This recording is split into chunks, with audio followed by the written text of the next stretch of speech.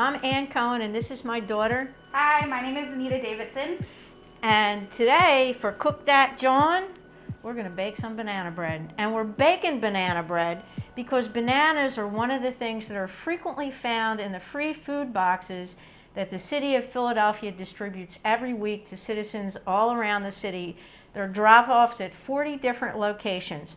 And if you have some bananas, if you don't want to just eat them, you can make some wonderful banana bread. What we have here today is a banana bread, and like Ann said, you can find bananas in your free food boxes, but it takes about $25 to actually put together one of these boxes that go out to free. So what we need from you today, other than to cook that Jawn, is if you can, donate $25 to the Philadelphia COVID-19 Fund to help support all the ingredients that go into these free food boxes. And if you need to know where you can get a free food box, you can go to phila.gov/food, and there's a site that'll show you all the places where you can pick up a free box of food. And so we were thinking about what could we do with bananas. And of course you can just eat them like candy, especially these little ones, which are like Hershey's Kisses. But we're going to make banana bread. And if you don't already have them, if you go to the store and get the ones that are already turning brown, they're less expensive and they're really tasty and really good for banana bread. So the first thing we're going to do is we're going to peel and mush these bananas. And I think we'll get Anita to do that. Yeah, and while she's doing that, I'm going to measure out 3/4 of a cup of butter. So that's 3/4 of a cup, 1 stick, and half a stick. And they're nicely measured. 1, 2, 3, 4. And that we're going to cream in our mixer. The city of Philadelphia, in cooperation with Share Food Philly and Philabundance, is using an old warehouse on Domino Lane to pack 32,000 boxes of food every week for distribution at 40 different sites around the city. And this means that we're distributing over 2 million pounds of food a month. The need in Philly is tremendous, and we are trying to do our part to fill that need. So on Mondays, the city distributes 16,000 boxes of shelf-stable items, and on Thursdays, 16,000 pounds of fresh produce. And frequently in those boxes of fresh produce are bananas. And we're going to show you what you can do with some bananas. So here we are making banana bread, and I will admit that the other day I also had bananas that I hadn't eaten for breakfast because eggs are much tastier, and for breakfast at least, and I needed to use them. And I made the mistake of following a recipe that wasn't hers, and it wasn't as good. So Ann, tell us about this recipe. Why is this one so good?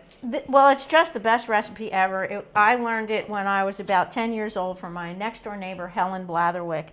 And Anita, do you remember when you were baking at Crossroads Coffee Shop in Roxborough, and they replaced the Labus banana bread with your banana bread? I don't remember that, but I'm glad you do. But I didn't actually remember what happened last Tuesday, so it's not like a good metric to go on. We're creaming the butter now, and we're going to add 2 1/4 cups of sugar to that. This is my favorite spatula because it comes from my favorite band, The Roots. It's a Questlove spatula. Because you got to represent Philly in everything that you do. I am adding the sugar to the butter like my mother told me to. She's doing a fine job. I don't add my sugar very quickly to the butter because I don't want it flying all over the kitchen. Because I just cleaned it and it's never looked this beautiful ever.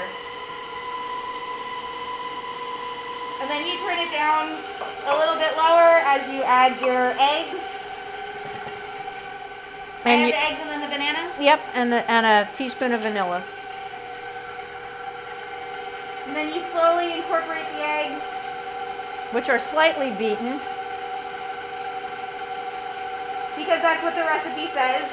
Right. And why would you challenge a recipe that's been the same since 1962? And it's been perfect since 1962.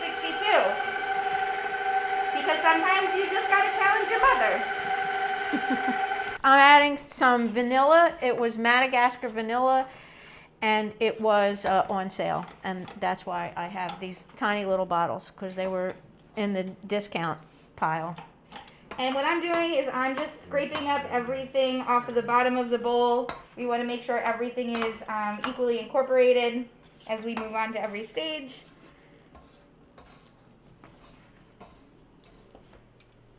Okay, here we go. I'm adding some vanilla.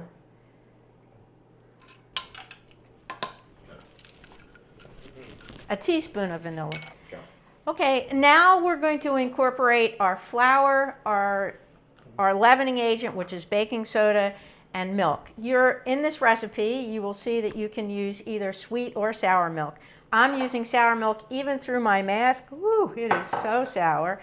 I'm using it because it's something to do with it rather than throwing it out. And when you use the sour milk, you're using a whole teaspoon and a half of baking soda, which I'll mix in there with my flour. And we're just going to add those. This is not Anne's kitchen. We're going to add those alternately with the milk. Oh, wait, we forgot to add the bananas, Anita. You didn't tell me to add the bananas. Okay, add the bananas, and then we're going to add the flour and the milk. Listen, you can't win. Either you do what she says all the time, or you don't do what she doesn't say. And either way, you're getting it wrong. And Anita doesn't like when I tell her things in a row. She likes to list things at me, and my brain just doesn't work that way. Just tell me one at a time. What do you want me to do? So right now we're adding our 4 mashed bananas. And they smell so good. And you try really hard not to get them down the side of your mixing bowl.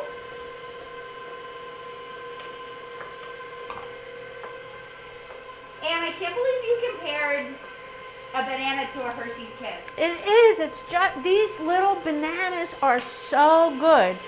As soon as we get a break and we can all get very distant from each other, I urge you to have one, and then you'll have 4. Flour, milk.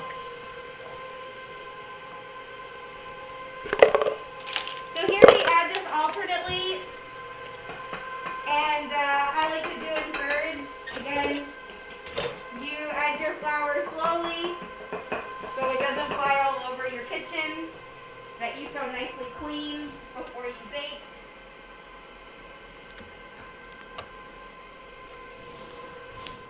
And you kind of wait until everything has just been incorporated before you go back to adding more.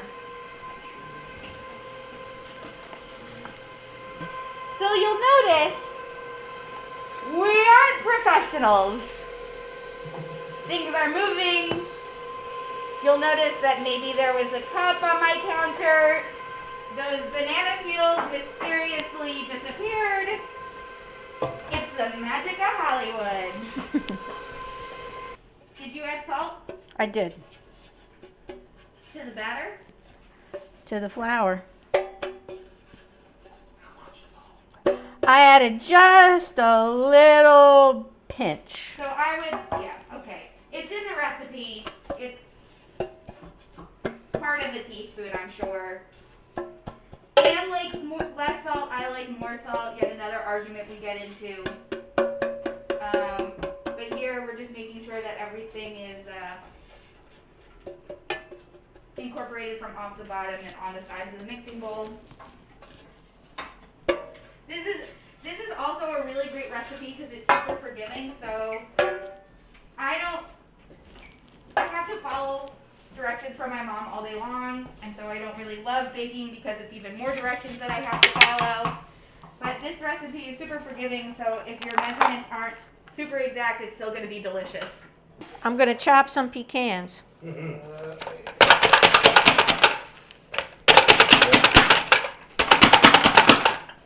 can use whatever kind of nuts you like. I happen to love pecans. Or pecans if you're from the South. Right. The other. And that's why some people would call me Ann, but I call myself Ann.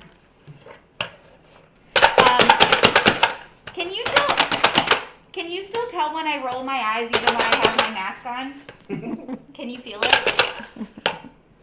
The other disagreement that Ann and I have is about chocolate in your banana bread. I think chocolate is okay in banana bread, mostly because my mom thinks it's a crime against humanity. But it's also delicious. Notice that she keeps on chopping nuts over Yes. everything I say about chocolate and banana bread. Exactly. There's no reason for you to hear about chocolate and banana bread. All right, are you done already? I'm pretty much done. So I think the recipe calls for like a cup or a cup and a half. So we'll chop just a few extra. So we took the bowl off of the stand because the camera crew wanted us to work a little bit harder and show you how to mix your nuts in by hand. Wow, that sounded... It's pretty darn easy to mix in some nuts by hand, Anita. All right, Anita, go away.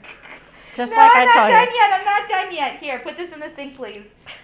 So I'm mixing, what we're doing is we're mixing our pecans into our batter by hand.